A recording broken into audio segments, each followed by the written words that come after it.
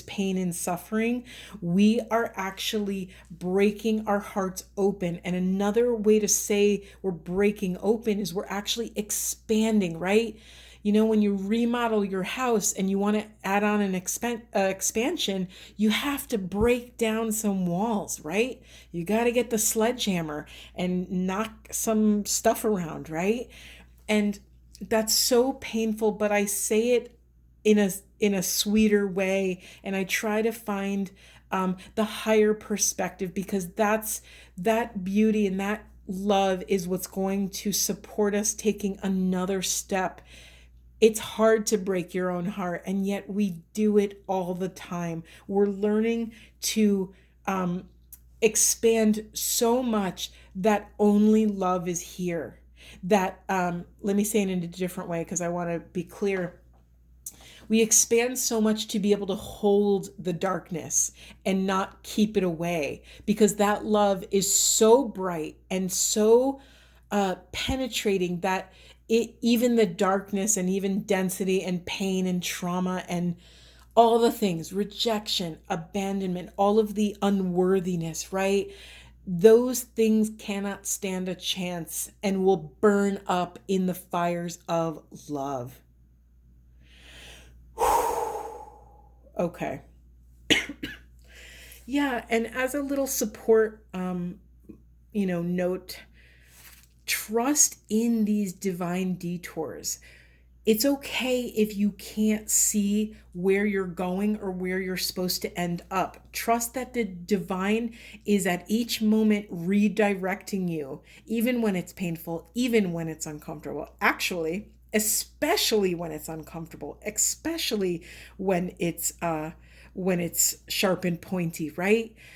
Rejection is divine redirection, right? You've heard that before. Let spirit be your guide. Let this love be your guide. Trust in this great mystery. Trust in the infinite, the thing greater than self.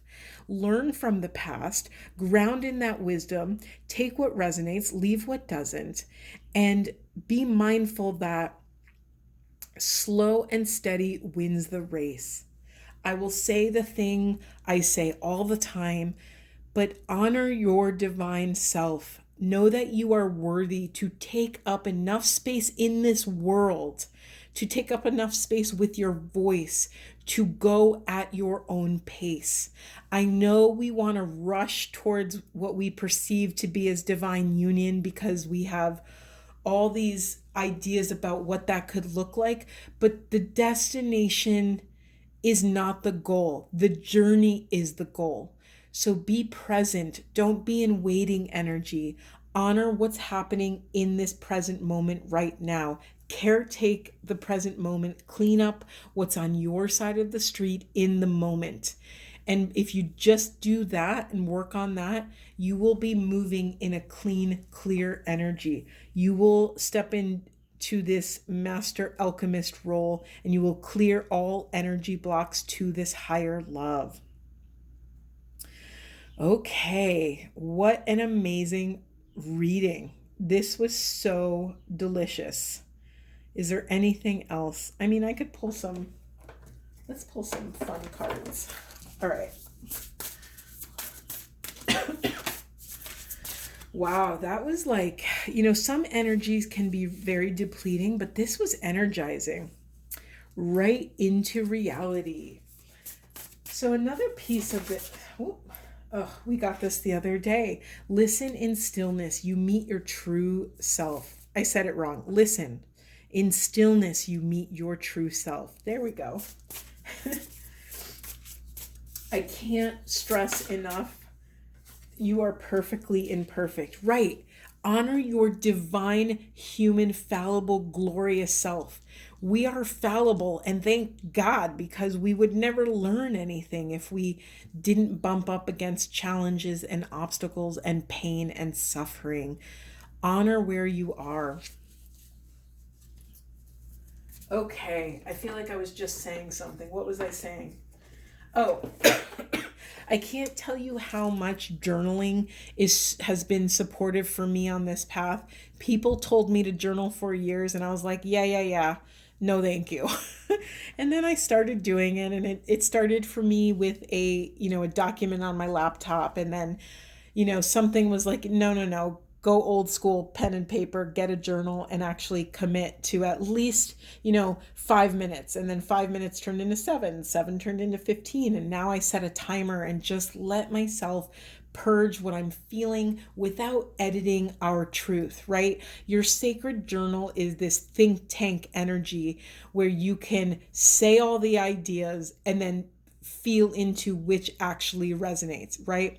Because so much of this path rattles our cage, right? We talked about this earlier in this reading.